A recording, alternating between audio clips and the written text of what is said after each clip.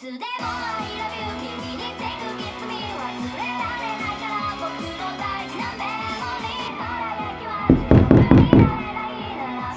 can you take out the trash? Shut the fuck up, Mom! I'm an egoist that only follows my own desires.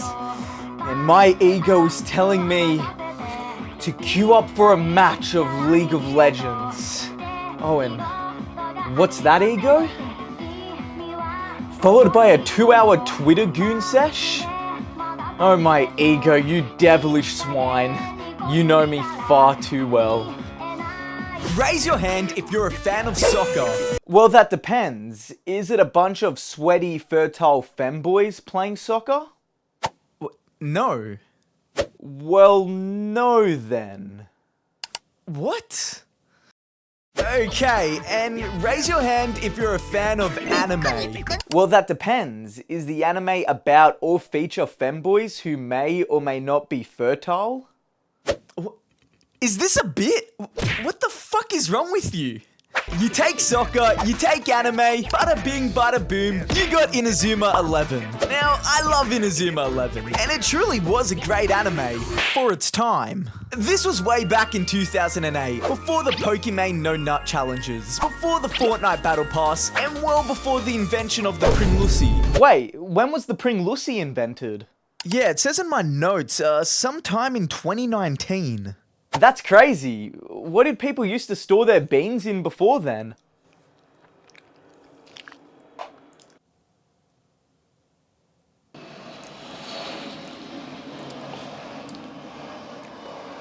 No, seriously, is this a bit? What the fuck? But the times have changed, with today's modern anime fan aspiring to be more like Johann Liebert from Monster rather than the likes of Goku. He is literally me. It was clear that a sports anime involving children winning through the power of friendship and belief wasn't gonna cut it in the modern day. No, we needed something edgier. I said edgier. Even edgier. No, too edgy, go back, just a touch. Perfect. Japan sucks at soccer, but hey, don't worry, I'm Australian. So do we. And so this one dude with a bowl cut who's sick and tired of being the world's punching bag on the soccer field decides to take matters into his own hands by creating Project Blue Lock. Project Blue Lock is essentially the breeding grounds to create the #1 striker who will lead Japan to their first World Cup title. And so, how do they go about doing this? Well, they grab 300 egoists. They grab 300 egoists, and the last one standing will be the striker for the Japan national team. And the rest? Well, have you ever watched the Hunger Games? That's right, they fucking die. Well, not exactly. But their dreams die.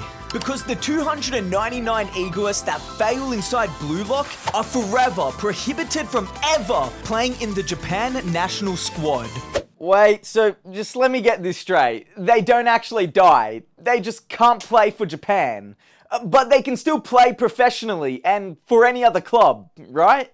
Yes, that is correct. What the fuck's the big deal then? Why the fuck do panels like this even exist? This shit is not that deep. I don't think you understand the gravity of the situation. Imagine you and 299 other Gooners were given access to a super exclusive Pokemon stream. The Gooner who donos the most is awarded tier 3 sub for life. The rest, however, were they're permanently banned from ever watching a Pokemon stream again. Sure, there are other streamers, but they're not Pokemon. So, do you get it now? Yeah, you're right. I've unironically had multiple women tell me I've got a god complex. And I mean, yeah, thanks Captain Obvious. I literally own a t-shirt of myself that says Meat God on it. You think I don't know that? And it's a shame that I well and truly do suck at soccer because over here in Blue Lock, god complex is the whole name of the game, baby. Except they like to refer to it as being an egoist. This is a player who prioritizes their own success, ambition, and ability to score goals above all else. A player who embraces embraces their individual skill and hunger to win, believing that the best way to contribute to a team's victory is by being the strongest, most self-reliant striker. Put simply, an Egoist is your average mentally deranged League of Legends jungler. Yes, my ego is telling me to force Baron with no vision. If you can't keep up with my ego, then you deserve to lose. Only the strong will survive. Those who can see one step into the... Oh, damn, yeah. Maybe that was the wrong play. Yeah. FF this one. Go next. We're taken through the story of Blue Lock primarily through the perspective of Yoichi Isagi, an autistic, bipolar, sexually frustrated narcissist. For real though, he's literally me. He comes into Project Blue Lock as rank 299 out of the 300 strikers. We watch as he takes that first step forward, that chance in himself to change his identity, his life, his very future. Through each and every chapter of Blue Lock, we spectate Isagi as he claws his way through every player, every obstacle in his path, all in the name of becoming the world's single greatest striker, and relentlessly, almost impulsively, destroying any version of himself that can't keep up with the ideal version of himself, that in which he seeks to become. And in just a matter of months, he goes from being your ordinary high school player to becoming Japan's #1 future prospect. Meanwhile, you are literally still hard stock on League, haven't spoken to a female in years, and lack the basic coordination required to even kick a ball. And yes, I am of course talking about myself. But I didn't make this video to glaze Isagi or analyze his character. No, if you want an in-depth 40-minute analysis on why Isagi telling Nagi he's about to come was crucial for the plot, then go to some other channel that does that. And that's not how we do things over on this channel. No, over here, we ask the real questions. Like, why does pee-pee hurt? Why is pee-pee small? Why my pee-pee shoot red? So let me ask you guys, what does a goat look like?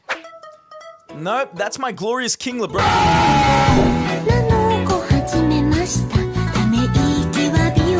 LeBron James. Not the GOAT I'm referring to, however. Nope, that's Matsuda from Death Note. What? Mid-beast? Is this a joke? Who the fuck said John Paul? Alright, you know what? This is absolutely going nowhere, so scrap that. In the midst of all the batshit insanity that is modern day Blue Lock, like, what is going on anymore? This is a soccer anime. What the fuck is going on? Yo, what the fuck is this? Where is the soccer ball? Bro, what are you going up against? Why the fuck is the gun devil here? Bruh. Somehow in the midst of all of that, we are given the opportunity to witness Isagi at his most perfect, unstoppable form as a striker. However, it's not Isagi we're looking at. It's an entirely different player. Allow me to introduce to you all Michael Kaiser, Isagi's newest teammate. And I am not being overdramatic when I say that he's the GOAT of this entire series. Now at first, I fucking hated Kaiser. He takes the absolute piss out of our precious little Isagi, and it soon becomes clear that he's an obstacle that we are going to have to overcome. But the question was, how? Because even Isagi, despite his genuine despise towards Kaiser, still admits that he is, without a doubt, the absolute ideal version of a striker in which he wishes to become. It's kind of like that dude you got beef with at the gym for no reason. Yeah, you kind of wish he'd get the bar stuck in his neck when benching, but you also can't help but admit that he's still got some pretty damn nice calves. Throughout the entirety of this arc, we watch as Kaiser and Isagi battle one another, constantly trying to get one up on the other. And yeah, I won't lie, I was shooting bare whites the first time we saw Isagi finally pull one over on Kaiser. Fuck yes, Isagi, suck all of my dicks, Kaiser.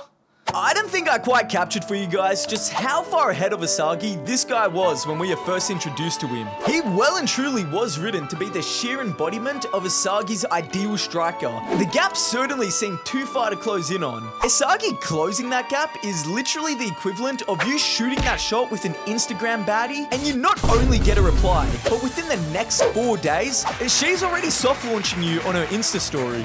Come the final match of this arc, Isagi and Kaiser truly are neck neck and neck in terms of ability. And just like in true after-school backyard soccer fashion, it all comes down to whoever scores the next goal wins. And it's at this point where Kaiser admits that Isagi's battling with him on equal footing, that he comes to discover something we've all had to realize at one point in our lives. That no matter how good you are at something, there's always some Asian dude out there that's better than you.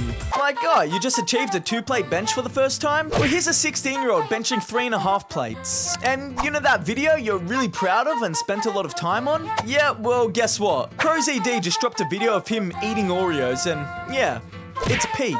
And it's here that we are shown Kaiser's backstory, the hardships he had to face while growing up, how soccer was his escape from the harsh reality awaiting for him back home, him practicing the same move over and over and over again to create a weapon that nobody could take away from him, the blue rose tatted on his neck to symbolize never falling back into his previous weak mindset, to never give up, and that absolutely nothing in this world is impossible. Oh my god. He is literally me. Upon remembering all of this, Kaiser realizes that the only way forward, the only way to crush Isagi, is to change. Sure, everything he's done up until now was good enough to get him this far, but if he stays the way he currently is, then this will only be as far as he ever goes. And so, Kaiser decisively makes the tough decision to start all over again, to completely rebuild himself from the ground up, to rethink not only the way he sees the game of soccer, but the way in which he sees himself. And to everyone's sheer disbelief, Michael Kaiser, the absolute madman, does the unthinkable. He starts passing to his teammates. Oh yeah, I forgot to mention that up until now, Kaiser wouldn't pass to anyone on the team except for his little slave bitch. However, upon seeing this, even Isagi instantly knew that he was in some serious trouble, because Michael Kaiser had just begun the process of what I like to refer to as the second evolution. And what better way to explain this concept than by giving a little bit of my own personal backstory. It was October 6, 1963. That was when I first met Viktor Reznov inside a prison camp in Vorkuta. Oh shit, sorry, my bad, wrong backstory. A couple of years ago, me and my femboy parted ways. It was the longest relationship I'd ever been in, and I'll never forget waking up that next morning and coming to the realization that I was now completely alone. I didn't know anyone, I'd very recently left my job, so I didn't even have a job. I didn't go to university, so I didn't even have that as a way to distract me or meet new people. And after getting 2-week banned on League, I no longer had anything left to distract me from the reality I was currently facing at the time. It truly felt like the lowest point of my life. So my next solution was to throw myself into the gym. I'd already been regularly going to the gym for like 4 years by this point, but this was more so, instead of 90-minute sessions, a 3 to 4 hour session soon became the norm. And while spending all that time there, I would start interacting with more of the members there, and traveling around to different gyms to meet even more people. At the same time, I threw myself into work, picking up a variety of casual and part-time jobs, ones in which I'd either be around lots of different people or just learn new things and develop new skill sets. And by doing this, I was able to become a version of myself I was truly proud of. But it's constantly reinforced throughout the entirety of Blue Lock. In order to keep progressing, you need to keep evolving. I would keep up this routine for quite some time, admittedly far longer than I should have. And even when I started to feel like it was time to switch things up, to take that next step, I just could never bring myself to do it. I mean, this was the lifestyle and routine which had quite literally saved me when I was at my lowest point. How could I just abandon this? Well, just like Kaiser realizing the limits with his current self and forcing himself to change once more, I too would eventually find myself at another seemingly low point in my life. Another crossroads for me to decide if I was content with staying as I am, or use everything I'd now learned to go and pursue something far greater. I knew I wanted to create YouTube videos, to tell stories and entertain others, but I also knew that the insane amount of time and dedication I would have to put into it would ironically lead me back to the very same thing I'd been running away from this entire time: being alone. But the thing is, since taking that leap and embarking on this new path, I've come to realize I'm not alone. I've now been able to connect with hundreds of thousands of people across the globe. By finally letting go and overcoming my greatest fear, I've truly been brought about some of my greatest joys. And it brings me even greater joy to deliver a word from today's sponsor of this video. I got you guys. Nah, there's no sponsor. I just wanted to give a quick shout out to SKIMASK the Slump God, Ari Gold from TV series Entourage, and the original Xbox 360 Party Chat, and also Doritos Crash Course. Shout out to all of these. I believe the second evolution is the hardest change any person will ever have to make. Because unlike their first evolution, which is typically brought about by external circumstances or an immediate burning desire for change, the second evolution will always be completely self-reliant. You'll be in a place of comfort, a place of routine and familiarity, and things overall may be pretty decent. There's no real crucial reason for change. And that's exactly what makes it so damn hard. You've already gone through that period of uncertainty once before, and sure, you made it out the other end, but to have to willingly start from scratch and do it all over again, erasing the very image, routine, and ideals you already worked so hard to cultivate for yourself? Yeah, it's scary. And like many aspects of improvement, the results take time. Even Kaiser, having undergone his second evolution and playing at his absolute peak, still ends up falling short in that final match, with Isagi ultimately scoring the winning goal. Sure, Kaiser didn't win today, but he's taken that first step into becoming an even greater, indomitable Michael Kaiser. Okay, wow, that was a lot of yapping. Thanks for sticking with me there, guys. Here, we'll play a little BRAINROT quiz to get that attention back. Finish the song lyrics. Where the fuck my blunt? Where the fuck my cup? Where the fuck my... Is it A, lean, B, Fent, C, reefer, or D, perks? You have 5 seconds on the clock.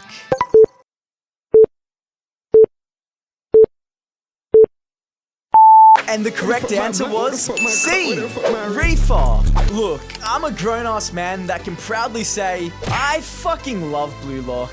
This series is quite literally my modern-day Evangelion. What on the surface may seem like a manga about a bunch of social outcasts taking a game of soccer far too seriously, in actuality encompasses a story solely about becoming the absolute best version of yourself. It's a story about self-improvement in its purest form. Watching Isagi constantly try to learn more about himself and identify what skills he currently has at his disposal in order to compete against the top players and overcome challenges is especially refreshing to myself, as I feel it oftentimes mirror my own journey, trying to compete against these fucking titans on YouTube with a $20 budget and a microphone. But it's fine, I'm not ready to be a starter just yet. I've still got a couple more puzzle pieces to fit together right now, until I'm ready to perform on the larger stage.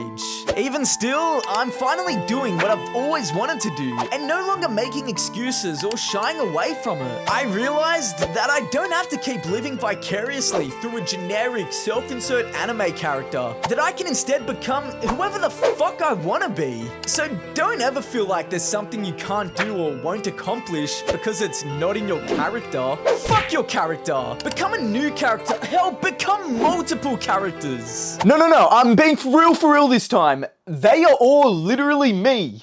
But most importantly, none of this means anything if you don't already believe in yourself. What Isagi, Kaiser, and every other egoist present throughout the story of Blue Lock all have in common is that each and every one of them truly believes they can become the world's #1 striker. That single belief is what constantly pushes them to progress and keep moving forward. You think I could wake up every morning excited to sit at my desk writing or editing for 12 hours a day if I didn't think I could be the best at this shit? We're human. Doubt and fear will always be there. But the only option to evolve is to take that first step. Trust in your abilities, bet on yourself, and keep moving forward. Because the only person who can shape your future is you. Hey son, have you seen my... Hey, there it is. No, that's... You know, really makes you think what we used to use before these handy little things. So convenient.